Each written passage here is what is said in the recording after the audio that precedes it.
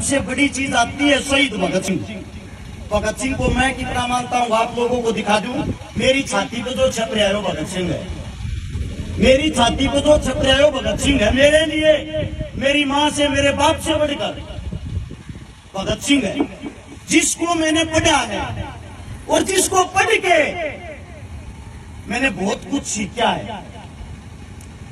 आप लोगों ने इस भगत सिंह से क्या सीखा है, ये सवाल मेरा सबसे रहेगा, लेकिन ये बाद में पूछूंगा। पहले आप लोगों को बताता हूं शहीद आजम भगत सिंह कौन था। सिर्फ और सिर्फ आप लोगों को उसके जीवन के आखिरी 12 घंटे बताऊंगा। जो उसके जीवन के आखिरी 12 घंटे थे वो उस इंसान ने कैसे बिताए थे। 23 मार्च का दिन था 1931 में, हम गुलाम थे और उस दिन रात को जोरदार आंधी आई थी। जब जोरदार आंधी आई, सवेरा निकला। सवेरा निकलने के बाद ठंडा मौसम था, जो मौसम हाल फिलहाल का है। जैसे आप लोग बैठे हुए हो सब, लाहौर जेल के बाहर ऐसे ही लाखों आदमी इकट्ठे हो रखे थे उस भगत सिंह के लिए, राजगुरु के लिए, सुखदेव के लिए। वे तीनों शेर जेल के अंदर, ये लगा लो जहां मैं खड़ा हुआ हूं ये लाहौर की जेल है, और जहां आप लोग बैठे हुए हो आप सब जेल के बाहर हो।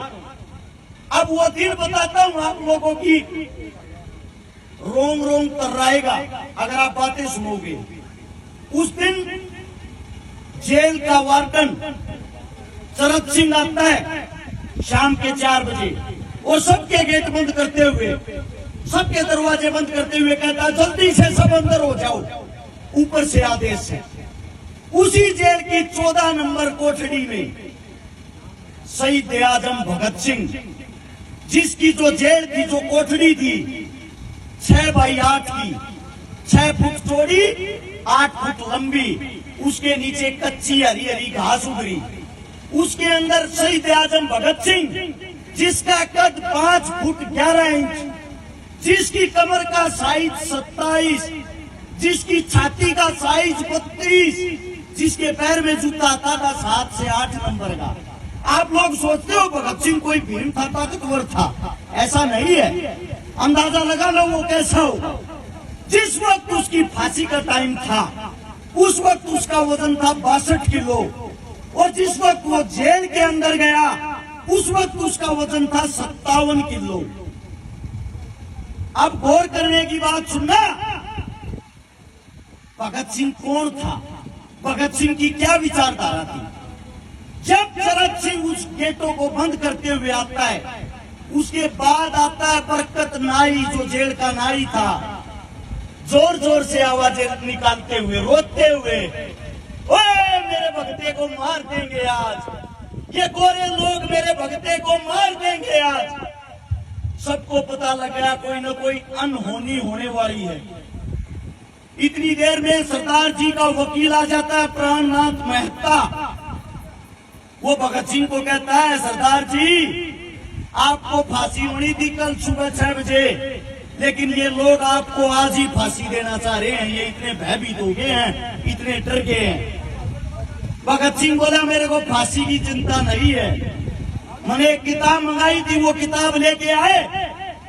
प्राणनाथ मेहता ने वो किताब निकाल के दे दी, जिसका अंतिम समय चंद घंटों के बाद उसके सामने खड़ा है। वो इंसान आराम से शेर की तरह किताबें पढ़ रहा है, वो इंसान आराम से किताबें पढ़ रहा है। प्राणनाथ मेहता उसका वकील बोला देश के लिए कुछ कहना चाहते हो आखिरी शब्द। भगत सिंह जी ने कहा साम्राज्यवाद मुर्दाबाद, इंकलाब जिंदाबाद, इससे अलग मैं कुछ नहीं कहना चाहता। ये बात होने के बाद प्राणनाथ मेहता ने देखा एक छोटा बच्चा, आज भी इसके अंदर इतना जोश, इतना लीडर, और जेल के बाहर इतने आदमी खड़े थे। अगर एक आदमी जेल की एक ईंट उठाता ना, उस जेल को तोड़ के रख देते। लेकिन हम गुलाम थे, हमारे पैरों में जंजीरें थी। उस जेल के बाहर ही खड़ा हुआ एक इंसान विलाप कर रहा था, जिसका नाम था बोघा, जो वाल्मीकि जाति से था। बोघा, वाल्मीकि। आप लोग आजकल जातिवादों में अपनी ऐसी तैसी कराते हो, आपस में लड़ते हो, आपस में भेदभाव करते हो। भगत सिंह का आखिरी सपना था उस बोघे को, मैं बता देता हूं बोघा कौन था। वो जेल की सफाई कराया करता, जेल का भगत सिंह का मलमूत्र उठाया करता, और भगत सिंह प्यार से उस बोघे को बेबे कहा करता। पंजाबी भाषा में बेबे माँ को कहते हैं, उसको माँ कहा करता। जेल के और आदमी बोले, अरे वाल्मीकि जाति के इंसान को तू बेबे कह रहा है, माँ बना रहा अपनी, किस लिए? भगत सिंह बोला, मूर्खो, जब मैं पैदा हुआ मैं छोटा था, मेरा मलमूत्र या तो मेरी माँ ने उठाया था, और आज या मेरी ये माँ उठा रही है, मेरे लिए ये मेरी माँ ही है। भगत सिंह ने बोगे से कहा, बोगे तेरे हाथ की रोटी और खाना चाहूं बेबे, अपने हाथ की रोटी खिला दे मेरे लिए। वो बोला, सरदार जी आप उच्च जाति के हो, मैं एक छोटा सा इंसान, आपको रोटी खिला दूंगा, लोग मेरे को मार देंगे। भगत सिंह बोला, मैं हूं ना, खाने वाला मैं हूं, तू क्यों चिंता कर रहा है? बोगा अपने घर से रोटी बना के लाता अपने हाथों से, और बोगा टूक तोड़ के एक निवाला भगत सिंह के जैसे ही मुंह में देता है। बोगे की आंखों से आंसू निकल आए, बोला, रे भगते, तू किस मिट्टी का बना हुआ है? तू किस मिट्टी का बना हुआ है? लोग आपस में जातिवाद में लड़ रहे हैं और तू इतना प्यार कर रहा है सबसे। वही बोगा जेल के बाहर खड़ा था। भगत सिंह की आखिरी ख्वाहिश थी, एक बारी उसके हाथ की रोटियां खाऊं। वो बाहर चिल्लाता चिल्लाता बेहोश हो गया, जेल के अंदर उसको भी नहीं घुसने दिया। जब भगत सिंह को अंग्रेज आए, वो टीम आई, फांसी के लिए लेके चल दिए। फांसी के लिए जब लेके गए, तीनों से पूछा गया, तुम्हारी अंतिम इच्छा? गाली देते हुए बोला, शहीद आजम सरदार, अबे कुत्तो, आखिरी इच्छा यही है, इस देश को छोड़ के चले जाओ। पहली इच्छा भी यही थी, इस देश को छोड़ के चले जाओ। हंसते हुए कहा, ये तुम्हारे बस की नहीं, अपनी फांसी की तैयारी करो। 7:28 पे उन योद्धाओं को फांसी के फंदे पर चढ़ाया जाता है। 7:33 पे उनकी फांसी पूरी होती है। उस 5 मिनट के दौरान जब ये पूछा गया, तुम्हारे में से सबसे पहले फांसी के फंदे को कौन चूमना चाहेगा, एक ऐसा पागल था जिसका नाम था सुखदेव। उसका कहना था, मैं देश के लिए एक बार मरना चाहता हूँ। सुखदेव ने हंसते हुए कहा, सबसे पहले फांसी के फंदे को मैं चूमूंगा। पहले सुखदेव का नंबर, फिर भगत सिंह का, फिर राजगुरु का। बाहर उसकी माता जी खड़ी थी। उसकी माता जी ने कहा था, बेटा, जिस फांसी के फंदे को तू अपनी दुल्हन कहता है, जब वो तेरे गले में डला है, तेरी आवाज मेरे कानों तक सुनाई देनी चाहिए। ये बताया जाता है उस वक्त भगत सिंह ने इंकलाब जिंदाबाद का नारा इतने जोर से लगाया था, बाहर खड़े 1 लाख आदमियों को साफ सुनाई दिया था। उनको मृत घोषित करके हमारे देश के जवानों को, हमारे देश के क्रांतिकारियों को उनके टुकड़े टुकड़े कर दिए। उनके टुकड़े टुकड़े करके सोचा, इनको जेल के अंदर चलाओगे, बाहर पब्लिक को पता लग जाएगा। बाहर से ट्रक मंगा लिया, ट्रक मंगाकर उसके अंदर बोरियों में बांध के उन लाशों को बदतमीजी के साथ बनाया गया, और पिछली जेल की दीवार तोड़ के वहां से निकाल के ले गए सतलुज के किनारे। सतलुज के किनारे जब लेके गए, वहां के गांव जाग गए और उन अंग्रेजा हमला बोल दिया। आधी कच्ची जो लाश थी उसको वहां से वापस निकाल दिया, जिनका पूरा शरीर जला नहीं था, अंतिम संस्कार हुआ नहीं, उसको निकाल के अगले दिन की जब सुबह होती है, सबको पता लग जाता है हमारे बीच भगत सिंह, राजगुरु, सुखदेव नहीं रहे।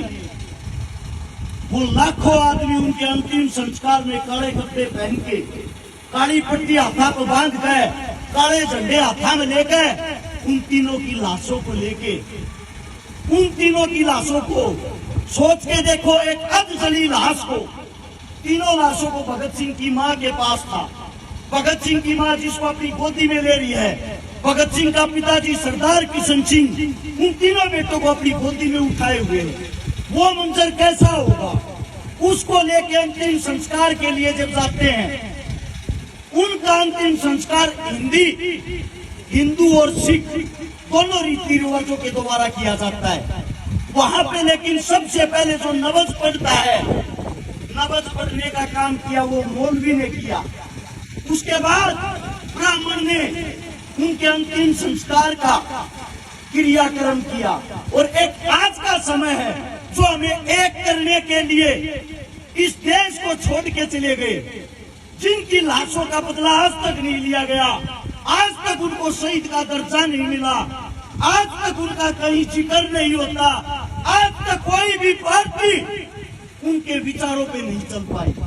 उनके सबसे पहले विचार थे हम सब एक हैं, हम सब इंसान हैं। कोई भी सरकार आए आप लोगों को हिंदू मुसलमान जातिवाद में बांट के, धर्मवाद में बांट के लड़ाती रहेगी, आप लोगों का फायदा उठाती रहेगी। मैं आप सभी साथियों से पूछना चाहता हूं, आज इस वक्त लिम्पी नाम की बीमारी चली हुई है। सबको पता होगा हमारी गौ माताएं कैसे तड़प तड़प के मर रही है। भाजपा सरकार, कोई पार्टी वाला बैठा हो भाई बुरा मत मानना, बात को समझना और सुनना। भाजपा सरकार जब 2014 में चुनाव लड़ने आई, उन्हें कहा था गौ माता की रक्षा हम करेंगे। उन्होंने करी भी गौ माता की रक्षा। कैसे करी? भारत 20वें नंबर पर था गाय का मीट बेचने में, जिसको बीफ कहते हैं। आज भारत 3रे नंबर पर है। यह रक्षा करी। जितनी गाय पहले कटती थी उससे 3 गुना बढ़ गई। आज लिम्पी नाम की जब बीमारी आती है, हमारे देश का प्रधानमंत्री, हमारे देश का राजा बाहर से चीते लाता है। मैं पूछना चाहता हूँ कहाँ अपने बाप की शादी में लेके जाएगा उनको? क्या कमाएंगे वे? उनके पास इस बात का कोई जवाब है? क्या काम आएंगे उनके लिए वे? हर जगह बस उनको एक ही काम है, इस लोगों को आपस में लड़ा दो, भिड़ा दो, हिंदू मुस्लिम करा दो, उसको उसका दुश्मन बना दो और तुम राज करते रहो। जो काम अंग्रेज करते थे आप लोगों को लड़ा के, वही काम आज हो रहा है, वही काम आज हो रहा है। हम आज कौन सा आजाद हैं? आप सबसे पूछना चाहता हूँ, आप अपने आप को आजाद मानते हो? देश को आजादी 47 में मिली थी, 1947 में। उसके पूरे 4 साल बाद 1951 में शहीद चंद्रशेखर की माता जी की मृत्यु हुई थी, देहांत होया था। चंद्रशेखर की मां, नाम देखो कितना बड़ा, देश का क्रांतिकारी योद्धा, उसकी माता जी की मूर्ति तक नहीं लगने दी थी आप लोगों की सरकार ने, आप लोगों के प्रधानमंत्री ने। पता है क्यों? इसलिए अगर इसकी मूर्ति लग गई, लगने के बाद इनकी क्रांतिकारी विचारधारा फिर ऊपर आ जाएगी। आप लोगों को नहीं पता हो, भगत सिंह चंद्रशेखर जब हमारे बीच नहीं रहे, उनके 50,000 साथी अंग्रेजों ने ढूंढ के बुरी तरह तड़पा के मारे। वही अनाथ हो रखे हैं। जब आप लोगों के पास में आपका कोई साथी तड़पता है, आपकी गौ माता बुरे दौर से जूझ रही है, कहाँ चले गए भाई आज वे गौ रक्षक? वे गौ रक्षक जो पार्टियों में, उनकी बातें कर रहा हूं मैं, इनकी नहीं। ये जो सदैव अपना कार्य करते आए, जो आज भी संभाल रहे, मैं हर एक पार्टी की बातें कर रहा हूँ। कहाँ है वे पार्टियां? कहाँ है उन पार्टियों के MP MLA?